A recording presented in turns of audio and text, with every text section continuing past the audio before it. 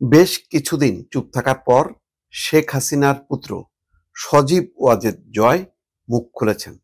তিনি রাজনৈতিক পরিস্থিতির উপর কিছু কথা বলেছেন। তার শিরোনাম যুগান্তর যেভাবে করেছে সেটা হচ্ছে, ভুল স্বীকার করলেন হাসিনা পুত্র জয়। কি ভুল?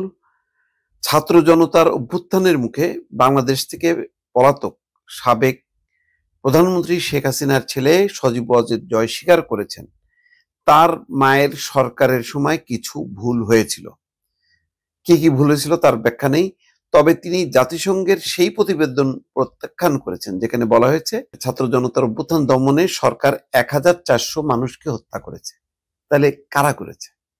এই প্রশ্নের নিষ্পত্তি কিভাবে হবে?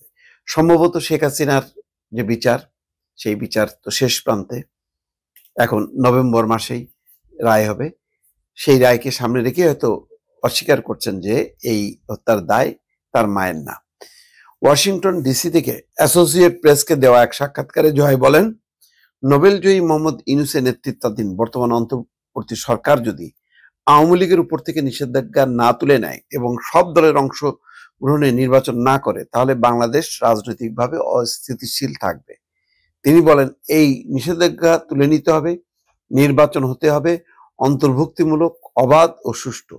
এখন যা হচ্ছে তা আসলে আমার মা এবং আওয়ামী লীগ নেতাদের নির্বাচনে অংশগ্রহণ থেকে দূরে রাখা রাজনৈতিক কৌশল।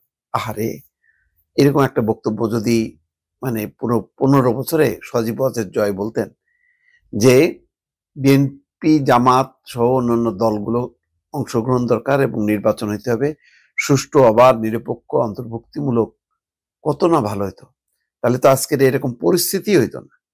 শেখ হাসিনাকে দিল্লিতে পালাই যাইতে হতো না।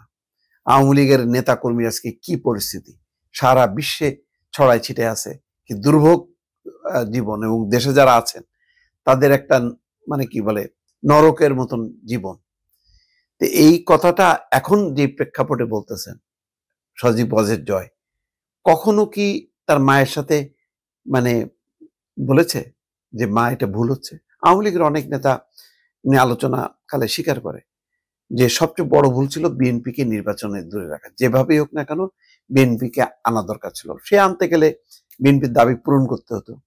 সেটা ক্ষমতায় না থাকলেও ভালো ছিল, কিন্তু এখন যেভাবে পলাতক জীবন, যেভাবে বিতাড়িত জীবন, যেভাবে নিষিদ্ধ আওয়ামী লীগের কার্যক্রম, এইরকম কঠিন রাজনৈতিক পরিস্থিতি সেটা 75-এর পরে আওয়ামী লীগ ফেস করছে, আবার বহু বছর পর এখন ফেস করতে হচ্ছে। সেই জন্য বলছি যে সজীব ওয়াজেদ জয় এখন যেভাবে কথা বলছেন সেই কথাগুলো যদি বলতেন, কিন্তু তখন তো সেই একতরফা নির্বাচনের পক্ষেই সে কথা বলেছে। 2026 সালে ফেব্রুয়ারিতে বাংলাদেশের জাতীয় নির্বাচন হওয়ার কথা। এটি হবে গণঅভ্যুত্থানের পর প্রথম নির্বাচন, যে অভ্যুত্থানে শেখ হাসিনার 15 বছরের শাসনের অবসান ঘটে এবং তিনি ভারতে পালিয়ে যান। যাক, তারপর অনেক কথাবার্তার মধ্যে যেটা জয় বলছে যে যদি আওয়ামী লীগকে যথেষ্ট সময় না দেওয়া হয় প্রস্তুতির জন্য, তাহলে এই নির্বাচন জনগণ এবং আন্তর্জাতিক মহলে গ্রহণযোগ্য হবে না। এখনই আমাদের নির্বাচনী প্রস্তুতি নিতে দেওয়া হচ্ছে না। শেষ মুহূর্তে নিষেধাজ্ঞা উঠলেও নির্বাচন হবে এক প্রহসন।